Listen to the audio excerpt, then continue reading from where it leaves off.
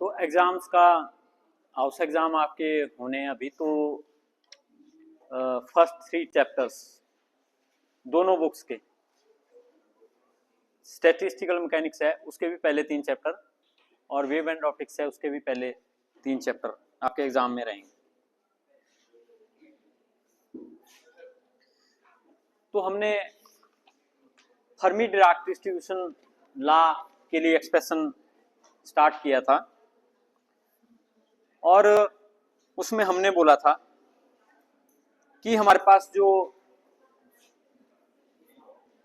GI है हमारे पास वो किसी कंपार्टमेंट के नंबर ऑफ सेल हैं।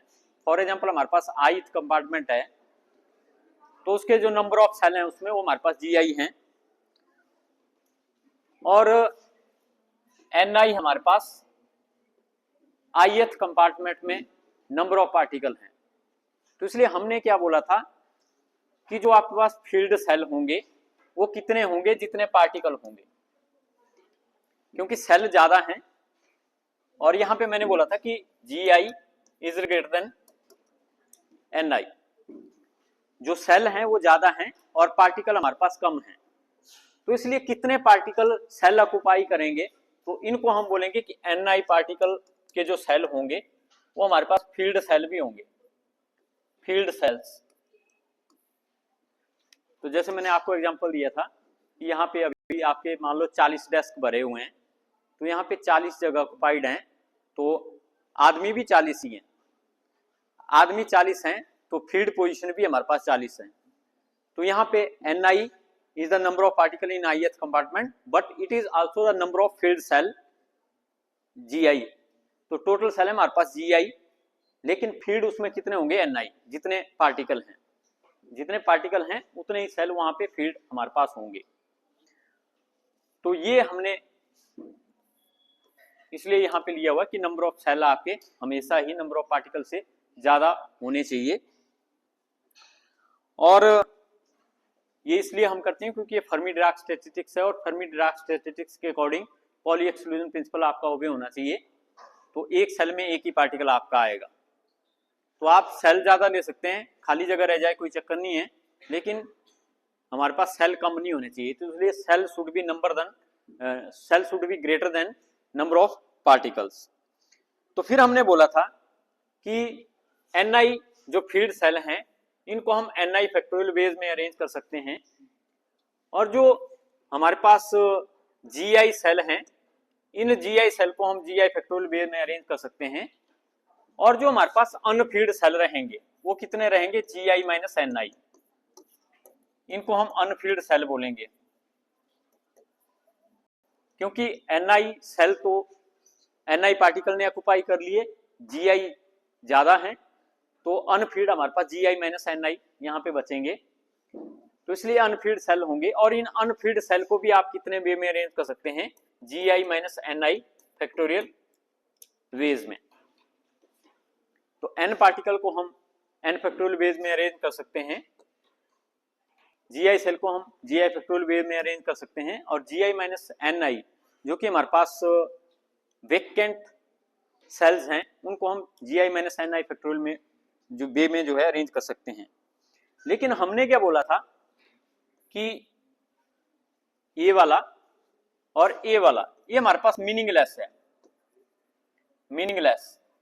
ये जो दोनों हैं ये हमारे पास मीनिंगलेस है। मीनिंगलेस क्यों है, क्योंकि सेल जो खाली सेल है उनको आप वैसे ही आपस में अरेंज करने का उसका कोई मतलब नहीं रहता है। जैसे आप लोग बैठे हुए पीछे जगह खाली है, मैं बोलता हूँ कि पीछे वैसे ही उनको अरेंज कर दो, तो उसका कोई फायदा नहीं है, दैट इज मीनिंगलेस। और उसी तरह से जो फील्ड हैं उनको भी मैं बोलूँ कि इनको अरेंज कर दो, क्योंकि सारे फील्ड हैं और सारे फील्ड को आप अरेंज करना दोबारा से तो उसका कोई मतलब नहीं है। जो फील्ड जगह है उसको भी आप अरेंज करना हो, दैट इज आल्सो मीनिंगलेस। लेकिन जो GI हमारे पास है ये हमारे पास मीनिंगलेस होगा, मीनिंगफुल होगा। मीनिंगफुल कैसे होगा, क्योंकि आपके पास GI सेल हैं लेकिन पार्टिकल कम है, तो आप एक पार्टिकल को एक जगह से किसी दूसरी जगह बैठा सकते हैं, वो आपकी चॉइस है, तो वो हमारे पास मीनिंगफुल रहेगा। लेकिन ये दोनों ही हमारे पास जो मीनिंगलेस रहेंगे। फिर हम फॉर्मूला यहाँ पे लगाएंगे कि total number of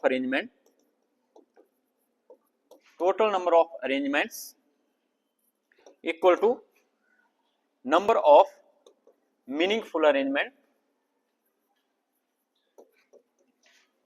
number of meaningful arrangement multiply by number of meaningless arrangement।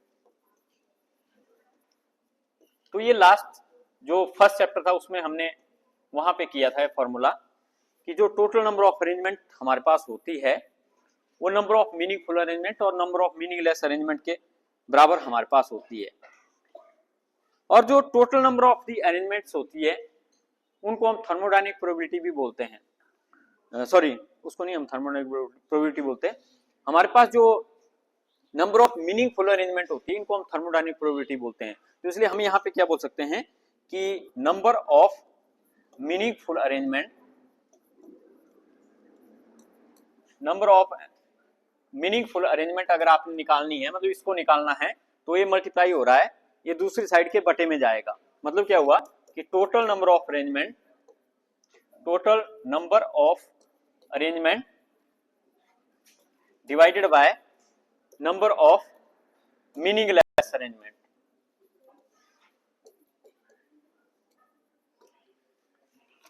तो इसी से ही मैंने क्या किया, मीनिंगफुल अरेंजमेंट निकाले।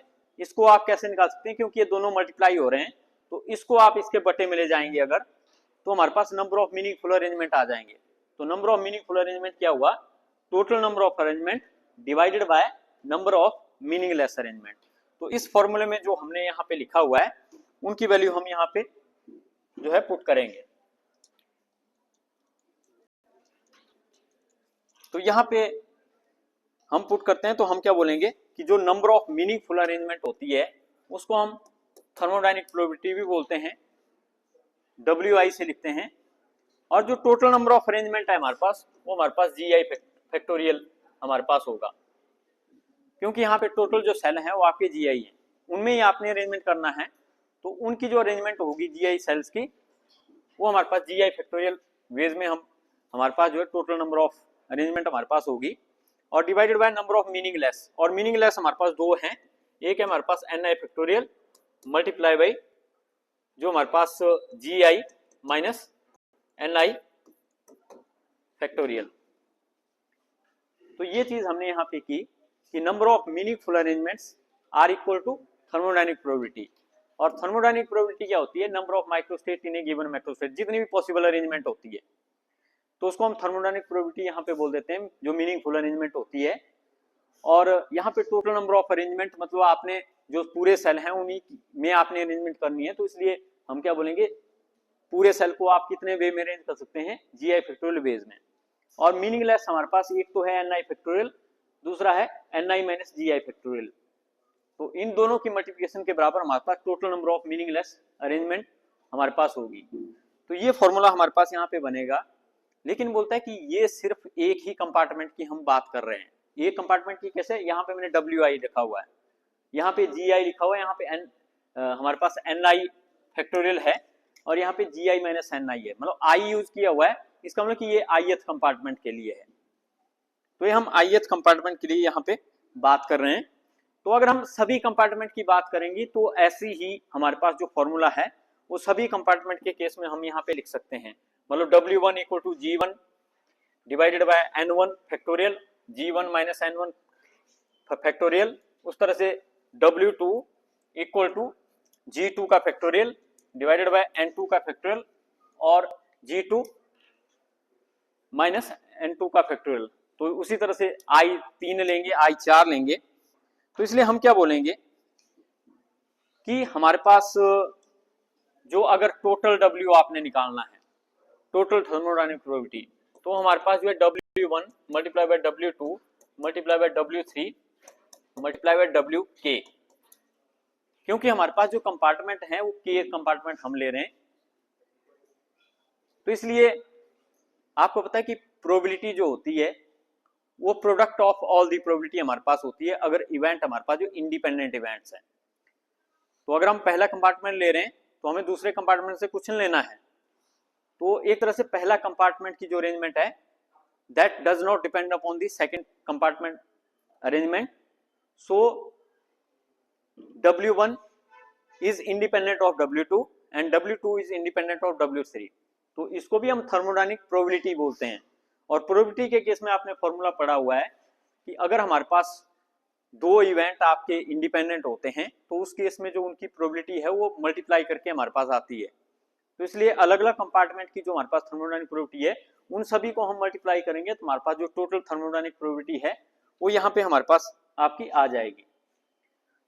तो अगर हम यहाँ पे इसको लिखें जो हमने यहाँ पे लिखा हुआ है WI का यूज करके, तो यहाँ पे हम इसको कंबाइन करके लिख सकते हैं I equal to 1 to K और यहाँ पे GI का फैक्टोरियल डिवाइडेड बाय NI का फैक्टोरियल और GI माइनस NI का फैक्टोरियल। ये हमारे पास टोटल प्रोबेबिलिटी यहाँ पे बनेगी। ये सेम चीज है हमारे पास। अगर आपने पहले कंपार्टमेंट के लिए W1 तो यहाँ पे आएगा G1 N1 G1 N1। अगर आपने लिया सेकंड कंपार्टमेंट के लिए तो अब आएगा G2 N2 G2 N2। तो उसी तरह से हमारे पास सभी को आप मल्टीप्लाई करेंगे, मतलब N इक्वल टू 1 के साथ सॉरी I इक्वल टू 1 के साथ, I इक्वल टू 2 के साथ, I इक्वल टू 3 के साथ, तो सभी को आप मल्टीप्लाई कर रहे हैं।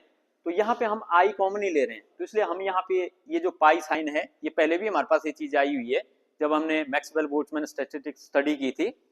तो उस केस में हम इनका प्रोडक्ट ले रहे हैं।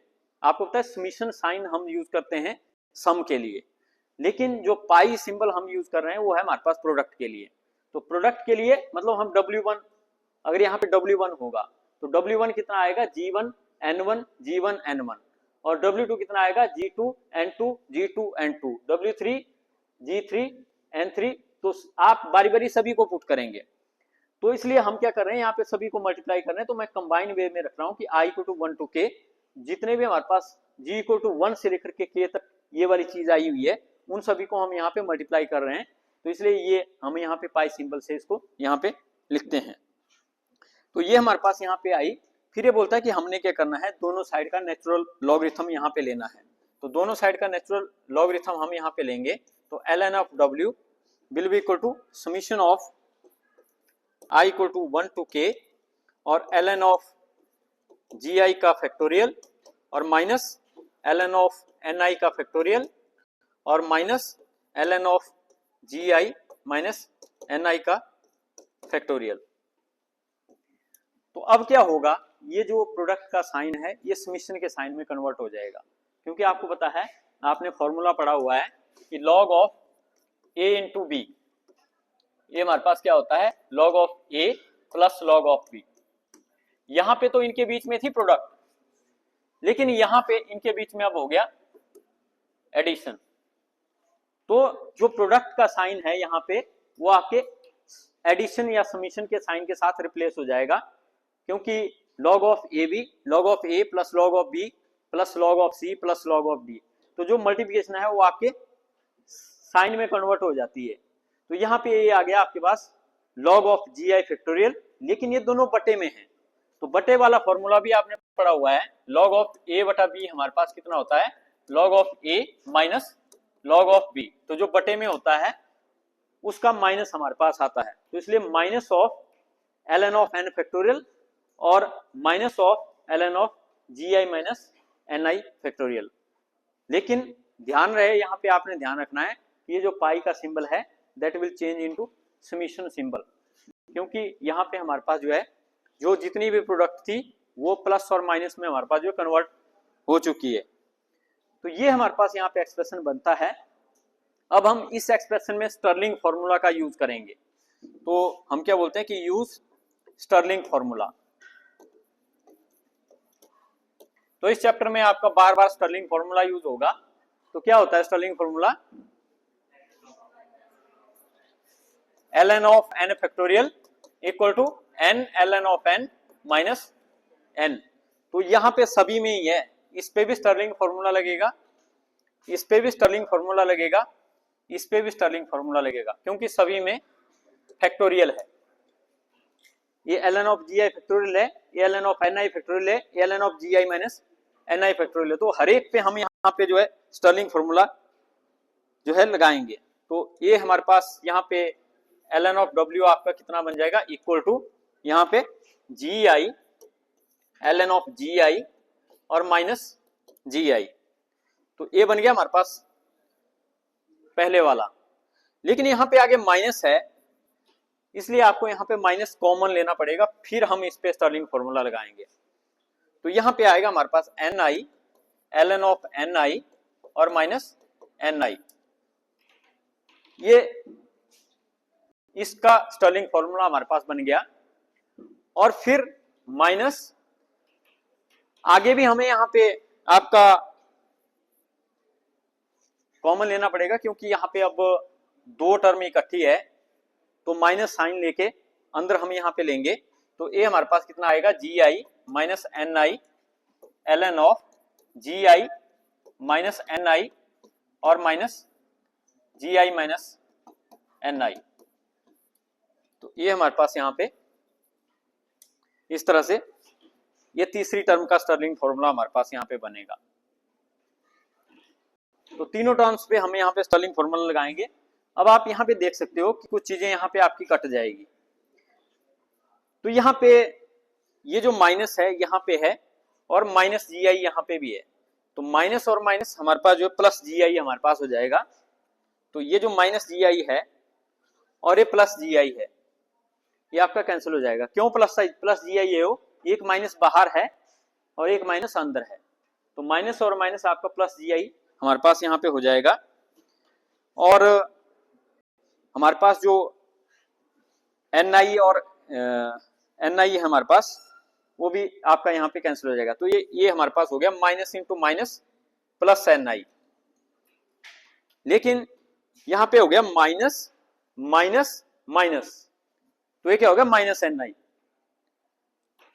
यहाँ पे तो हुआ माइनस और माइनस हो गया प्लस एन आई, लेकिन यहाँ पे तीन माइनस है, एक माइनस बाहर है, एक माइनस यहाँ पे है, तो माइनस और माइनस प्लस, लेकिन एक यहाँ पे है, तो ये हमारे पास माइनस। तो इसलिए जो प्लस एन आई है और माइनस एन आई है, ये भी आपका यहाँ पे कैंसल हो जाएगा।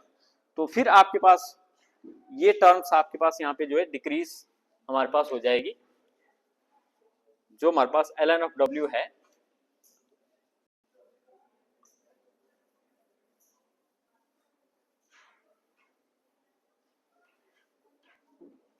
तो ln ऑफ w है वो हमारे पास यहाँ पे कम हो जाएगा। तो यहाँ पे हमारे पास बचेगा ln of w equal to G I ln of ji I और minus N I ln of N आई।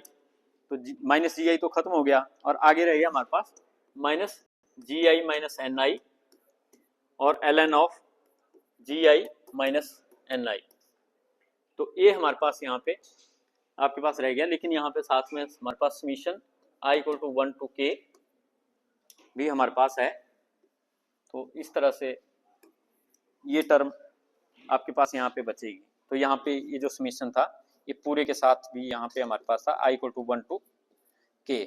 तो यहाँ पे इस तरह से हम इसको, तो सिर्फ यही टर्म हमारे पास यहाँ पे रह जाएगी। अब ये जो टर्म आई, यहाँ पे भी हम वही कंसेप्ट लगाएंगे जो हमने पहले दोनों स्टैटिस्टिक्स में लगाया हुआ है कि for the most probable macrostate ln of w is maximum. तो हम क्या बोलते हैं कि for most probable macrostate, for most probable macrostate w या ln of w is maximum. So d of ln of w will be equal to 0। Same concept यहां पे लगाएंगे कि अगर मोस्ट प्रोबेबल स्टेट के लिए जो थर्मोडायनेमिक प्रोबेबिलिटी है वो आपकी मैक्सिमम होती है, मोस्ट प्रोबेबल स्टेट के लिए थर्मोडायनेमिक प्रोबेबिलिटी मैक्सिमम होती है, तो w मैक्सिमम होता है, तो ln ऑफ w में मैक्सिमम होगा। तो जब कोई चीज आपकी मैक्सिमम होती है तो उसमें जो चेंज होता है वो हमारे पास 0 होता है। तो इसलिए हम क्या बोलते हैं कि differential of ln of w will be equal to 0 for the most probable macrostate. क्योंकि मैंने शुरू में ही बोला था कि जो हम यहाँ पे ये स्टेट आपकी ले रहे हैं, जो हमने यहाँ पे मैक्रोस्टेट ली है n1 n2 n3 एन के, ये हमारे पास जो मोस्ट प्रोबेबल मैक्रोस्टेट है। हमने ये बोला था कि मान लो कि ये अगर हमारे पास मोस्ट प्रोबेबल मैक्रोस्टेट है तो तब हमने आगे का जितने भी एक्सप्रेशन थे उनको आपके डिराइव किया था। तो अगर हम जो बात कर रहे हैं वो मोस्ट प्रोबेबल मैक्रोस्टेट की ही यहाँ पे कर रहे हैं कि पहले कंपार्टमेंट में N1 पार्टिकल हैं, दूसरे में N2 पार्टिकल हैं, तीसरे में N3 है और केथ कंपार्टमेंट में Nk पार्टिकल हैं। तो अगर हम मोस्ट प्रोबेबल मैक्रोस्टेट की बात कर रहे हैं तो उस केस में हमारे पास जो मोस्ट प्रोबेबल मैक्रोस्टेट का थर्मोडायनेमिक प्रोबेबिलिटी है वो मैक्सिमम होगी, उसका नेचुरल लॉगरिथम भी मैक्सिमम होगा। तो उसका डेरिवेटिव ln ऑफ w का डेरिवेटिव हमारे पास जो 0 होना चाहिए। लेकिन हमने ln ऑफ w तो निकाल लिया है, तो अब हम उसका डिफरेंशियल ले लेंगे, उसको 0 के बराबर इक्वेट करेंगे। तो ln ऑफ w हमने यहाँ पे निकाला है, ये हमने ln ऑफ w निकाल लिया। अब आगे का स्टेप हम इसका जो डिफरेंशियल यहाँ पे लेंगे। तो अगेन उसी तरह से है, यहाँ कोई डिफरेंट नहीं है। जो GI होता है वो हमारे पास क्या है, number of cell in a compartment, और वो आपके फिक्स हैं। GI फिक्स है हमारे पास, क्योंकि वो हमने शुरू में ही मान लिया है कि इस कंपार्टमेंट के इतने सेल हैं। तो ऐसा नहीं कि सेल वहां पे चेंज हो रहे हैं, पार्टिकल आपके चेंज होते हैं लेकिन सेल में कोई चेंज नहीं होता। तो इसलिए GI ln ऑफ GI का डेरिवेटिव 0 होगा। तो जहां पे भी हमारे पास GI आएगा उसका जो डेरिवेटिव होगा हमारे पास 0 होगा। एक GI यहां भी है, एक GI यहां भी है, तो जहां पे भी GI का डेरिवेटिव आपने लेना होगा तो वो हमारे पास वहां पे 0 होगा। तो अब हम जो है आगे इसका डेरिवेटिव लेते हैं।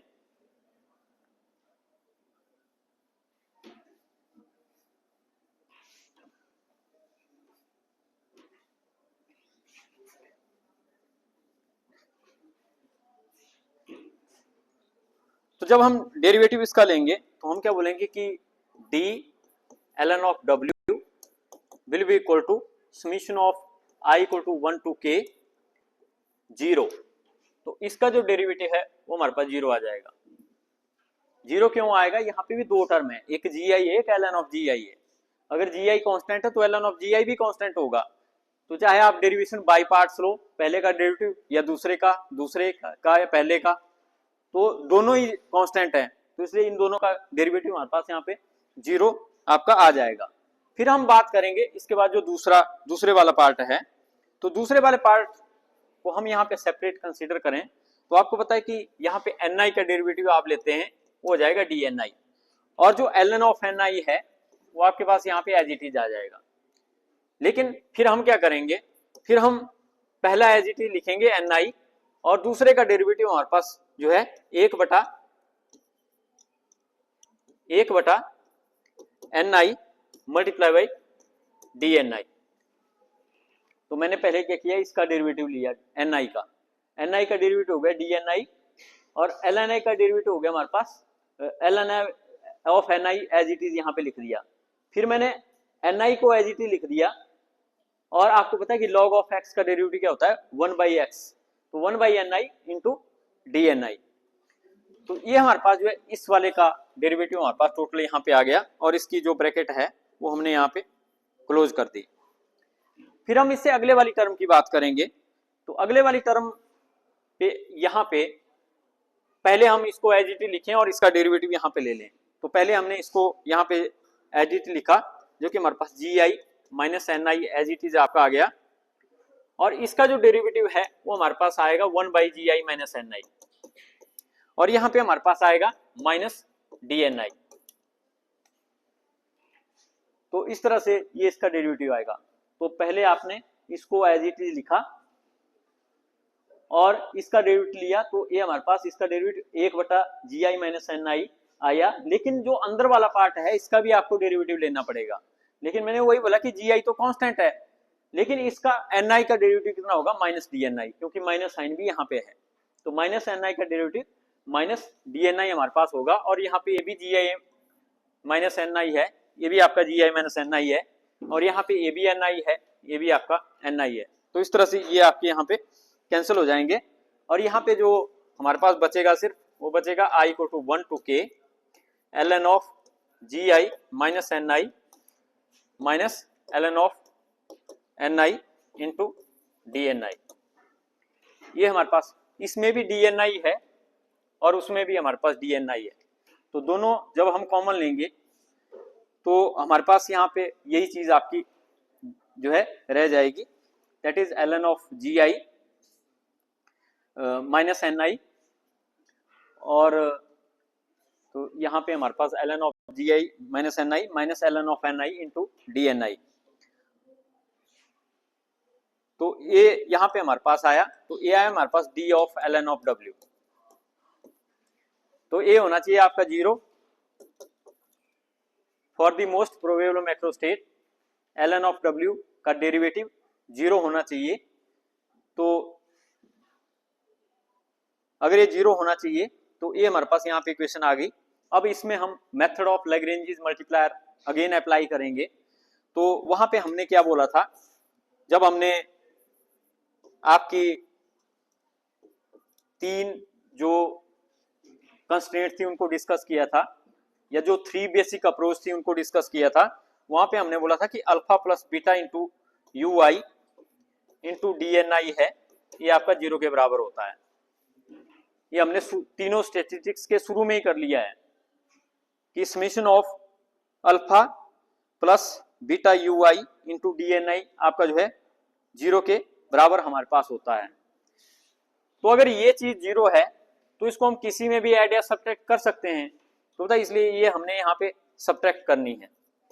तो I equal to 1 to K ln of GI minus NI और माइनस ln ऑफ NI और फिर minus alpha minus beta into UI, और यहाँ पे हमारे पास जो है DNI इक्वल टू 0। तो ये हमने यहाँ पे मैंने क्या किया, इस चीज को सब्ट्रैक्ट कर दिया। तो सब्ट्रैक्ट करेंगे तो यहाँ पे क्या आएगा, माइनस माइनस बीटा UI। तो यहाँ पे minus alpha minus beta UI हमारे पास आ गया। तो हमने इसको सब्ट्रैक्ट किया। ये तो एज इट इज है, ये जो पहली वाली चीज है ये आप देख रहे हैं कि हमने सेम रखी हुई है। आपने सिर्फ सब्ट्रैक्ट क्या किया, alpha plus beta UI into DNI। तो DNI इस वाली टर्म में भी था, DNI इसके साथ भी था, इसलिए वो मैंने दोनों का ही कॉमन बाहर ले लिया DNI, और समीशन भी इनका इसका भी है, तो यहाँ पे समीशन भी कॉमन ले लिया। तो यहाँ पे इसको आप माइनस कर रहे हैं, मतलब आप 0 को माइनस कर रहे हैं, क्योंकि ये जो है 0 के बराबर होता है, तो कोई फर्क नहीं है। ये हमारे पास यहाँ पे आपकी इक्वेशन बनी। फिर ये जो इक्वेशन आई इसको हम फर्दर जो है अरेंज करेंगे।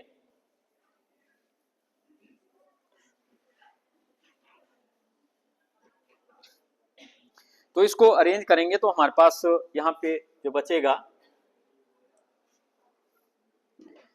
बोलता है कि जो DNI है it is independent of the each other, मतलब पहले कंपार्टमेंट के जो पार्टिकल हैं that is independent of the second compartment particle, and second particles compartment second compartment के जो पार्टिकल हैं वो थर्ड कंपार्टमेंट के हमारे पास इंडिपेंडेंटली मूव करते हैं। या हम सिंपली बोल सकते हैं कि ये DNI है दैट कैन नॉट बी 0।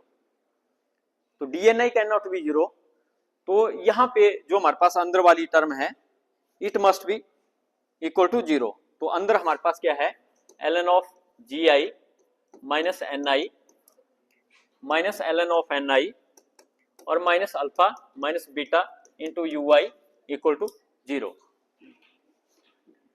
तो DNI are the number of particle in the different compartment.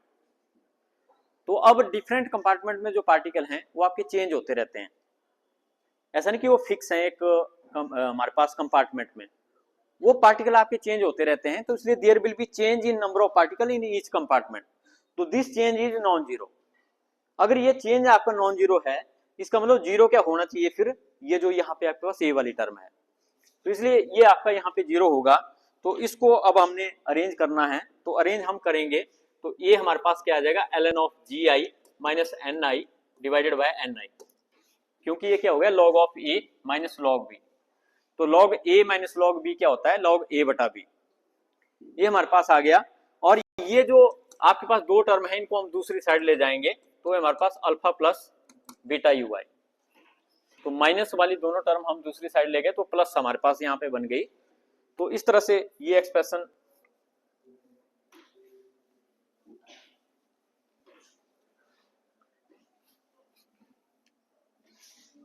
हमारे पास यहाँ पे आ गया। और बोलता कि अगर हम दोनों साइड का एक्सपोनेंशियल ले लें तो ये लॉग खत्म हो जाएगा, तो यहाँ पे बचेगा G I minus N I divided by N आई, और यहाँ पे हमारे पास जाएगा E raise power alpha plus beta U I.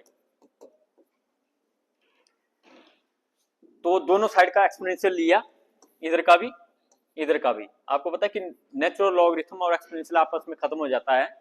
तो यहाँ पे G I minus N I divided by N आई, और यहाँ पे E raise power alpha plus beta U I हमारे पास बचा।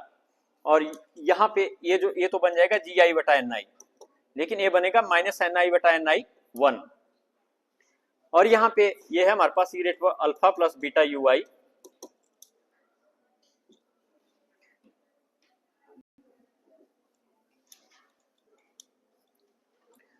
तो यहाँ पे हम क्या करेंगे कि ये जो 1 है इसको भी दूसरी साइड ले जाएंगे, तो जी आई बटा N I equal to E raise power alpha plus beta into U I plus 1।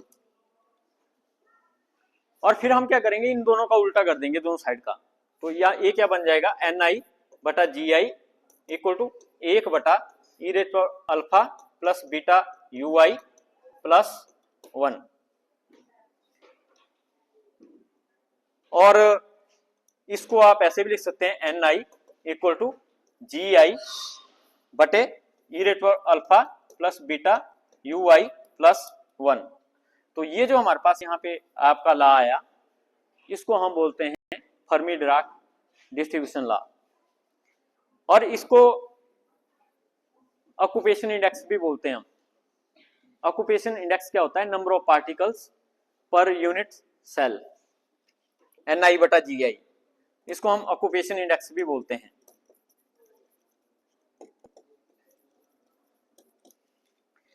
और इसको हम आपके फर्मी डिराक डिस्ट्रीब्यूशन लॉ भी बोलते हैं। तो बोलता है इस लॉ को आप एनर्जी की फॉर्म में भी लिख सकते हैं, जैसे आपने पहले लिखा। मतलब हम इसको N U D U equal to G U D U divided by E raise power alpha plus beta into U I plus 1। तो हम क्या करेंगे, यहाँ पे ये आपका कंपार्टमेंट की फॉर्म में है, लेकिन कंपार्टमेंट के बजाय आप वहां पे एनर्जी इंटरवल लें, तो हम क्या बोलेंगे कि ये जो हमारे पास एन आई है, N I is the number of particle in ith compartment and G I is the number of cell. लेकिन अगर हम एनर्जी लेवल के केस में बात करेंगे, हम क्या बोलेंगे, N U are the number of particle in the energy interval D U and that is equal to G U D U divided by E raise power alpha beta U I plus 1। तो जो हमने यहाँ पे इस form में लिखा हुआ है, आई के केस में लिखा हुआ है, इसको हम यहाँ पे यू आई के केस में यहाँ पे कर रहे हैं, एनर्जी इंटरवल के फॉर्म में कर रहे हैं। तो ये हमारे पास एनर्जी इंटरवल की फॉर्म में इस लॉ को हम यहाँ पे लिखते हैं। तो आपने देखा हुआ है, जब हमने मैक्सवेल बोल्ट्जमैन डिस्ट्रीब्यूशन लॉ किया था तो हमने इसको एनर्जी इंटरवल की फॉर्म में भी लिखा था, मोमेंटम इंटरवल की फॉर्म में भी लिखा था, तो कंपार्टमेंट की फॉर्म में भी लिखा था। तो सेम वे में हम यहाँ पे भी वैसा ही कर रहे हैं कि हमारे पास ये तो सिंपल एफ डी लॉ है, वो हमारे पास आ रहा है, लेकिन अगर हमने इसको एनर्जी की फॉर्म में लिखना है तो एन आई के बजाय आप एन यू लिखेंगे, जी आई के बजाय आप जी यू लिखेंगे, और बाकी अल्फा प्लस यू आई, क्योंकि ये तो यू तो एनर्जी है ही, तो ये हमारे पास यहाँ पे आएगा। तो ये हमारे पास यहाँ पे आपका फर्मी डिराक डिस्ट्रीब्यूशन लॉ आया। तो अगर आपने याद रखना है कि हमने कौन सा लॉ ड्राइव करना है, उसका आंसर क्या आता है हमारे पास। अब आपने तीनों जो स्टैटिस्टिक्स है उनको डिस्कस कर लिया, तो बोलता है कि तीनों में अगर आपने डिफरेंस देखा होगा, जो लास्ट एक्सप्रेशन आपका यहाँ पे आया, तीनों में हमारे पास जो है, जो सबसे पहले मैक्सवेल बोल्ट्जमैन स्टैटिस्टिक्स थी उसमें ये 1 नहीं था। जो सबसे पहले आपने मैक्सवेल बोल्ट्जमैन स्टैटिस्टिक्स के लिए एक्सप्रेशन ड्राइव किया था उसमें ये 1 नहीं था। और जब आपने बोस आइंस्टाइन डिस्ट्रीब्यूशन लॉ के लिए एक्सप्रेशन ड्राइव किया तो उस केस में यहाँ पे माइनस था, बाकी सारा सेम था, लेकिन यहाँ पे माइनस था, ये डिफरेंस था। लेकिन जो हमारे पास एफडी स्टैटिस्टिक्स है इसके केस में यहाँ पे प्लस होता है, तो हम क्या बोलते हैं कि बोस आइंस्टाइन और फर्मी डिराक का एक्सप्रेशन एक जैसा ही होता है। तो बोस आइंस्टाइन के केस में यहाँ पे माइनस होता है और फर्मी डिराक स्टैटिस्टिक्स के केस में यहाँ पे प्लस आपका होता है, लेकिन मैक्सवेल बोल्ट्जमैन के केस में +1 होता ही नहीं है।